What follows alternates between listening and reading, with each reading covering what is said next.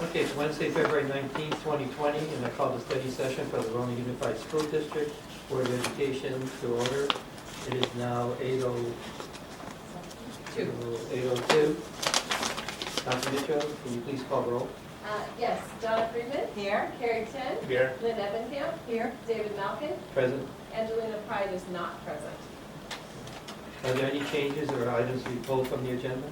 None from staff. We can have a motion to adopt the agenda of the Board of Education study session Wednesday, February 9th, 2020. I'll move. A second. Lynn, second. Okay, all those in favor? Aye. Opposed? Motion carried. I will now lead the Pledge of Allegiance. Flag is out in the front. Okay, It's sorry. right in the courtyard out here. You know, since Lynn has brought up many times about Yes. saying the pledge at the local schools, I'll let you read the Well, pledge. thank you, David. Just to the absent flag. Put your right hand over your heart and say with me, I pledge allegiance to the flag of the United States of America and to the republic for which it stands, one nation, under God, indivisible, with liberty and justice for all.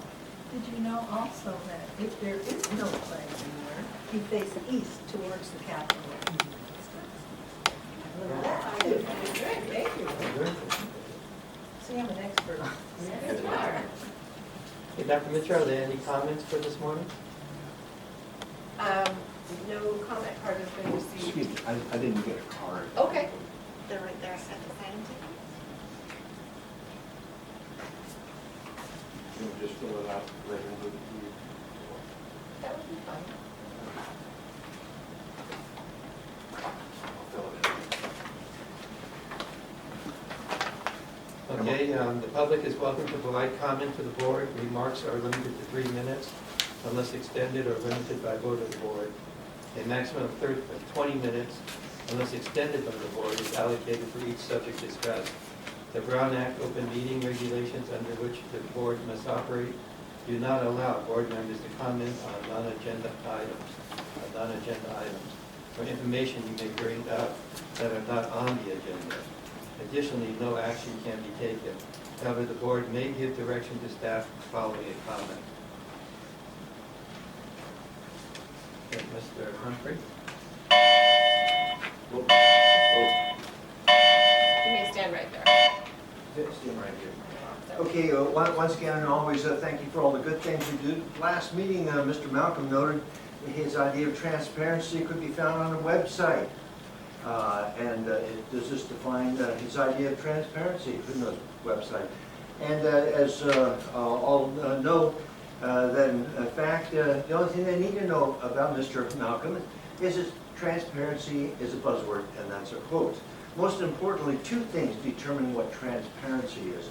One is the law, and two is the constituents. As to the website, why is Mr. Humphreys doing any video recording for Raleigh Unified School District, which is sitting on a $54 million budget excess? Yes, little Azusa Unified video records and has a live broadcast with Comcast on all of their meetings. During the trustee area process, the superintendent you hired led you on a path to no public hearings on the north side, which constitutes de facto segregation, and obviously a difference between the north and the south. Does this not once again depict the abject arrogance and disrespect by this board and superintendent, which perpetuates the ghetto culture history of this district? And no, ghetto is not a Roy Humphreys term. If you go on a Rowland Heights buzz, you'll notice that the students that came back from the Monrovia sojourn with Shea Loman and so forth, their parents noted that their kids stated Rowland Heights / Rowland Unified is a ghetto. And you can see that on YouTube, so forth. That also just asked, when was the last time that Walnut or Diamond Bar school districts had sued Raleigh Unified for poaching their best students? And when was the last time that these parents from Walnut and Diamond Bar fought to get their students to come to this district. Obviously, there must be a complete house cleaning of this district to relieve the shackles of character deprivation which continues. And we can only once again, thank God that Attorney Carlos Perez providing the only hope that the ghost of ghetto will be no more, quote the Raven. Thank you. Next, we'll have a brief presentation on the district's instructional focus area of math. I'm now going to turn the meeting over to Dr. Mitchell. Okay. So as you know, we have had the opportunity to look at other focus areas. We've looked at reading, we've looked at writing, and today we have the pleasure of really looking deep into math instruction. So Rebecca Rodriguez is here to share with you a little bit about our journey in math. Primarily, this is focusing on what we've been doing at the elementary level. So I'm going to turn it over to Dr. Rodriguez to share with you about math instruction. Well, good morning, everyone. Board members, thank you for being here. My team, thank you for being here. And Brandy, thank you for being here.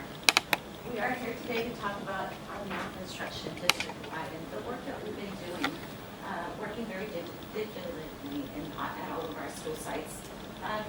So we're going to start with just a focus on math instruction. And really just talking about what we've done and where we're going. So changing the mindset has been the first step in really looking at math instruction. So long gone are the days where we use the terms, I'm just not good at math. You know, it's more of an approach of really opening our minds to figuring out and grappling with different ways of looking at math and how can we come to an understanding in terms of solving problems together in groups. Understanding and looking at math, that's kind of like what I just said, in new ways, moving away from the drill and kill. So it's very minimal now. We're moving at all sites because we only have 5 math schools that have been really focused on the math. Doesn't mean that the other schools are not doing it, but we're really moving away from the drill and kill. We're trying to move away from the textbooks in terms of just a million math problems. We still have our textbooks to support the work, but it's more about grappling with 1 or 2 problems and unwrapping the problems and going deeper in the understanding of math. Professional development, we have lots of math development, professional development going in our district under math. And so one example is after-school program, an after-school workshop that we started this past month, where teachers were invited to attend. They signed up. We had 40 slots, and we opened it up to more teachers because we had a waiting list. So now we have close to 45 to 50 teachers coming after school, and we have 5 sessions, so once a month, and the focus is around math. And what's so interesting, the great part about this is that we're getting teachers that were so reluctant, that were so afraid to try these new approaches. And it's not just about CGI, which is cognitive guided instruction. It's about unwrapping and just opening our mindset of the possibilities that we can do any math problem that we need to do. And so this is really, really exciting. Another thing that we're supporting our teachers with in terms of professional development is 3 sessions of fractions. Our data, thanks to Dr. Huff, really unwrapped what is the greatest need. And in our 4th and 5th grade classrooms across the district, we're noticing that fractions is an area of need for our district. So to resolve and support that work, we have 3 sessions where we have Ed Consulting come in and support our 4th and 5th grade teachers across the district to support their fractions. And that will be a 3-day series. Starting this month, actually, February 25th will be the first session.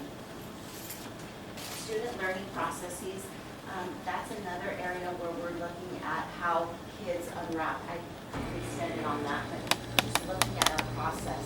How do we tackle math instruction?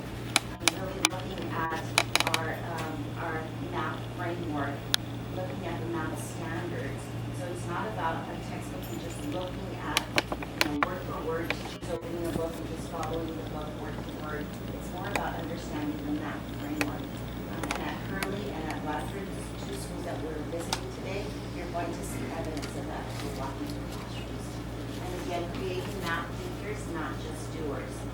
Long gone are the days where children, and I repeat it, I've said this already, they're not filling out or completing 50 math problems in one session. It's more about looking at one or two and working together to unwrap the pedagogy behind mathematical thinking. So what is cognitive guided instruction? So it is an approach. It is not a curriculum, and I think I've already explained that. It is really a mindset, a shift in thinking and how we are all, we can all manage and think about math in a different way.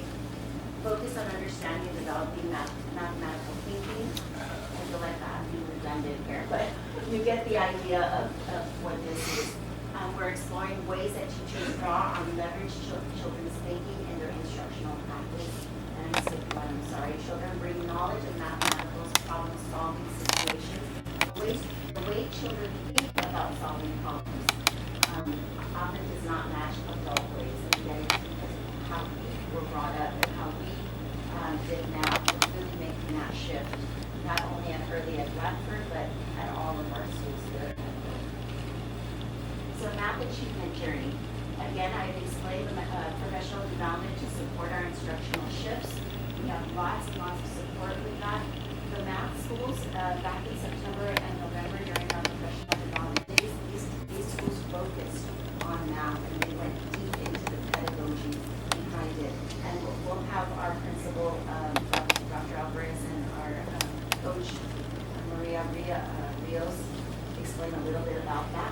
And I want to make sure I give them enough time to kind of talk about your journey as well. Assessments and practices, as you know, we use, it's very, very structured. These are IEPs to help us in terms of guiding our work and the needs of our students and systems of support. And that includes all of the planning that teachers do together, looking at the data to address the needs instructionally. So guiding principle. This is really, really important. This is something that we base our learning around math. Children bring knowledge of mathematics to problem-solving situations, and we said that already. Cognitively guided instruction is research and professional learning that focuses on understanding the development of children's mathematical thinking.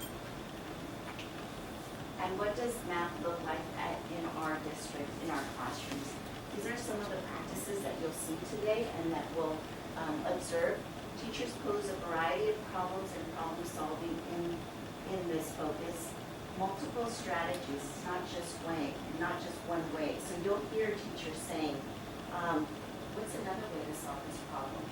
And instead of teachers just giving the answers, there's going to be a time where teachers provide that productive struggle, where some students in the past have wanted the teacher to just give the answer, and teachers would just want to, let me just show you so that it doesn't record the wrong way. Long gone are those days. Teachers are stepping back. They're the facilitators. They're guiding the instruction, and they're allowing students to have that productive struggle, where they are looking for problem solving on their own. And this is a shift. It definitely is a shift in learning and thinking and talking. Students communicate with teachers and parents on how they solve the problems. So here at Hurley and at Bradford, they have parent workshops where the parents are being educated in this new shift, in this new mindset, and having conversations with parents so that parents are moving away from making comments like, I didn't learn this way, or I'm not good at math. So we're really making that shift district-wide. Teachers understand children's problem-solving strategies and use the knowledge to plan instruction. So all of this work that we're talking about, teachers come together on Mondays and during their time, during music, during PE, and they come together to do that planning together. The teaching approach. Elicit children's mathematical thinking and use it as a basis of instructional decision making. This is just a picture, just evidence of what you'll be seeing in our classrooms. connect new mathematical ideas to prior knowledge. So really making those connections, those world connections, not just around math, but in reading and in writing.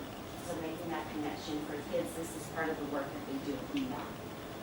And our overall goal is to foster students' development as problem solvers. So again, connecting it to the real world. Teachers give their students opportunities to make that connection to how would you, if you went to a restaurant, how would you pay for that? Making those real world life connections for students as part of the work. And also develop mathematically proficient students. That is our goal. And we are moving the needle on this. Brian shared the data with us many times, and we are seeing lots of gains. And we want steady gains. We don't want extreme gains, because that is, we think about what would that look like. So it's okay to have growth in a progression, something that grows gradually. And let's see little reports in our classrooms today. Again, productive struggle. We will see some of the students grappling with math problems. Students explaining their thinking. You'll see students working in groups, working on the carpet, working in different areas of the classroom, and teachers being more of the facilitators. And teacher questioning and facilitating learning. The questioning that the teachers make in classrooms, they're very purposeful. It's not just about, well, what do you think? It goes deeper than that, and that's some of the work that Hurley has done, Blanford has done, a lot of our schools have done, in terms of applying those questioning techniques and questioning to be very explicit and purposeful. And again, you'll see children working in groups, in teams, and talking. There's going to be a lot of talking in the classroom, and that's what we want. That's when we know the learning is happening. Long gone are the days of the sitting in rows and working on your own and trying to figure out problems on your own. And again, the mindset. You'll see that shift. You'll see the words that children use, the teachers use to change the ideas of how children are taught and explaining their thinking. So now I'm going to turn it over to our principal and our coach. If you'd like to come up and just explain a little bit about your journey and what you've done. Can I just ask one question? Sure. What we're seeing today is just for the math-focused schools, right? Yes. Do you foresee using some of it in the future for others? Absolutely. Even though they don't know math? Okay. Right. That doesn't mean they're not doing math. And that doesn't mean they're not receiving the professional development. One thing I forgot to mention, we do have a math institute this summer scheduled 4 days. All teachers from across the district are invited to attend. And so it is our homegrown math institute this summer for 4 days. Also, the professional learning that Rebecca mentioned, that we had to open it up again, because that was open to the whole district. So it's not just math-focused schools, it's all schools. And we had a waiting list, so we opened it up to everyone. So, when you said that this is research, it's research-based, excuse me, is it, are you looking at like the dashboard and looking at our scores on the dashboard? How do we get the dashboard? Yes, yes, we're looking at the dashboard, we're looking at the claims and the targets, that's part of the dashboard, and then we're looking to see what are the areas of greatest need. We found that fractions in 4th and 5th grade is a need, and for that reason we're providing that support for our 4th and 5th grade teachers. Good morning. I'm Dr. Yesenia Alvarez, and this is, I'm Maria Rios, instructional coach here. and we just want to start by saying thank you so much for your support of our journey and the investment that all of you have made in the math practices in CGI. It has had tremendous payoff. And our journey started about 3 years ago. And as a staff, we collectively decided that math was an area that we needed to focus on because we saw that our kids were not doing well in that area. And so we collectively focused on math, and Dr. Rodriguez talked a little bit about the mindset and teacher questioning. That's where we started. We started with just ask questions. as teachers, sometimes we're used to delivering information and sharing with kids how to do things. And so when we started to shift our practices, we said, just ask questions. And so that's what we did for about a year. We just asked questions. We asked questions for about a year. We really had teachers focus on not delivering information, but having children problem solve and figure out how to do things and validate them for their multiple strategies and validate them for their solutions and work through that process. And then the mindset, it's a different shift. When I was in school, and I'm assuming when you all were in school, we were given the information. We were told how to do the problems. We were told to solve it in one way. I don't remember ever being told to solve it in more than one way. Do you? Yeah, this is your procedures and this is how you do it. That's how we were. Yes, that's exactly how we were. And so to completely shift that mindset as an adult is challenging. It took about a year. Even as adult learners, it's not that easy to just think about doing things differently. And so we spent a year doing questioning work and mindset work. And in the second year, we started doing work associated with the research behind cognitively guided instruction. That's when we delved in how kids think about math. And I love seeing it in my daughter, personally, because I'm watching it through her eyes. And then I'm also seeing it through our 500 students here. And it's incredible how they really do see the world very, very differently. And love math. Our kids are more they love math. which it's a mind shift. Yes. Before it was like, oh, it's math. And so it's been awesome watching them grow and appreciate math and solve problems in different ways and in very unique ways. And so that started to happen the second year, and it did start to impact the dashboard and achievement. And this last year, we continued to delve into the framework, and we continued to delve into the research behind cognitively guided instruction, and really tying it into our standards, our assessments, and then our biggest impact has been the work of our instructional coach. The coaching that happens, it's a tremendous investment to have Mrs. Rios here. She works with the teachers pretty often, all the time. She works with them at least 3 times a year. She must engage, not she must, but she will or shall, and the teachers at this point enjoy it too.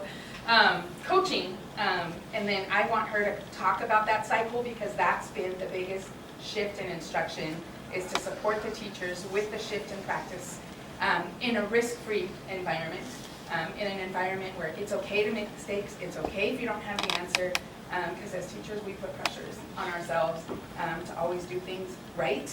And so working with Maria has really been supportive for the teachers and helpful for them. So I do want her to talk a little bit about the coaching cycle and how that's been a benefit. So here we have 3 coaching cycles that the teachers are encouraged to sign up for, and they do actually.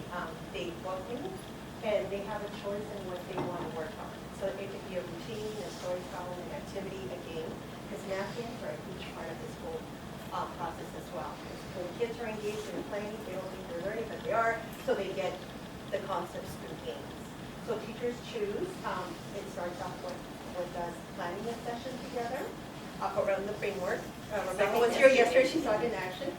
Teachers never come without that framework. It's always based on the standards, and we look at that, and then they decide what they want to either try out, improve, or just continue to grow with. At that point, they tell me what kind of feedback they like. So it's always whatever they need and whatever they like. Then we actually go into the classroom, do what they said they wanted to do, and then we debrief. From then, we take next steps. Again, we look at data. We also, they can go through at any time during their planning, usually they'll ask for me to come in, hey, we need some routines, we need some breaks, stuff like that. And I'm not giving them the information because that would defeat the whole purpose. It's the same process for teachers as it is for kids. What do you think? What are the benefits? This is what we have. I bring the resources and they make the choice.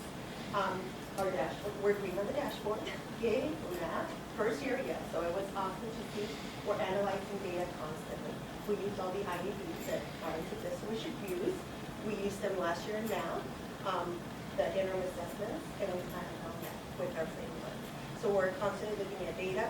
We analyze it through data checks with Cindy and myself every month by grade level. And PDs individualized. They can ask for individual PD on whatever they like. We've done that. and then PD on Mondays as a staff, depending on what people are saying. You're saying allows a lot of choice and voice, and how we want to learn and what we want to learn. That's always fun. Well, I just want to add really quick, because we have maybe 1 or 2 minutes. Yesterday, I was here observing Maria administer one of the coaching cycles. I had never seen it, so I wanted to see it for myself. I really believe in seeing something in order to understand and be able to explain the process. And it was just phenomenal to see how open the teachers are. And Maria's questioning is very structured in what where she wants to guide the teacher. And it was very, very nice to see the process of a coaching cycle. It is phenomenal. And as she gives teacher what's the choice, she asks, would you like me to model? Would you like to co-teach? Or would you like me to observe and give you feedback? So it's a very systematic approach to our coaching cycles. And it was, thank you very much for allowing me to sit in, because it can be a little intimidating, director coming in to observe a teacher. But really, I said, it's not about you, it's just about my own learning so that I can explain the process. So thank you for allowing me to come and observe your coaching cycle. Can I ask one quick question?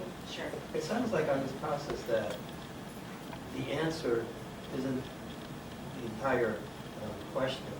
If you know how to get to the answer, Correct, it's the you process. can get Yes. points for that, even though you might have the wrong answer. Correct. However, on standardized testing, isn't the answer It has to be higher precise than- at the end of the day. Yeah. Yes, but you're giving them multiple opportunities to try and see if that answer is correct. So they will have different ways to see that it's correct, but yes, they will get to the correct answer. Yeah. But right now, it's the growth mindset. You will get there. You'll like your thinking. Yeah, and you'll see the partnership work too, Yeah. because it's kids working together to potentially influence that answer and persuade one another as to which way may be more efficient to get to the answer. If for some reason the answer is not correct, and you'll be able to see that. And I just want to add, I've had that experience where I had to administer the SBAC, the summative assessment, to students when I was a principal. And so I got to see the way the questions are asked. And most of the questions are all about explaining your thinking. So students are answering the math problems with a paragraph. Long gone are the days that it's just computation. So students do get credit for their thinking and how they're typing in and writing in their answers.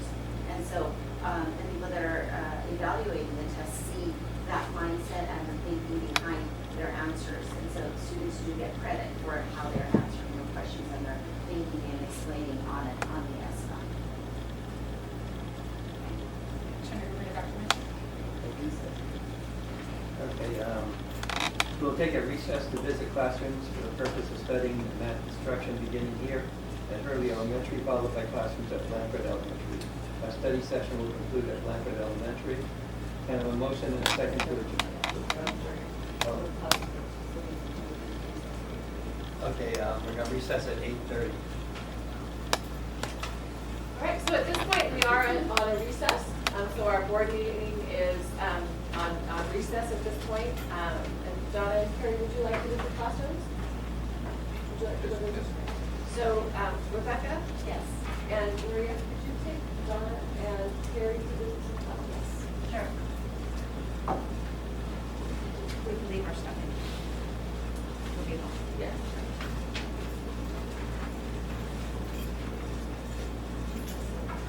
Thank you, Hurley, for allowing me to come in.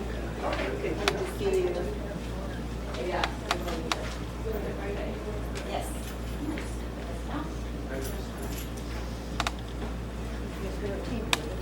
Yep. You have a schedule today? Yeah. Thank you, Maria. Thank you. And then, so we would be, like, this as well? All right, so Maddie and Yesenia and Laura. Yes. Thank you.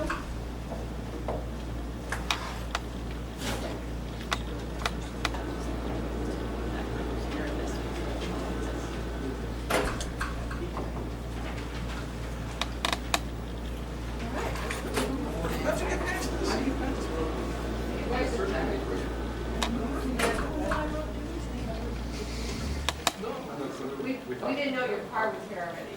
It was in the phone. It's all right. Yes, yeah.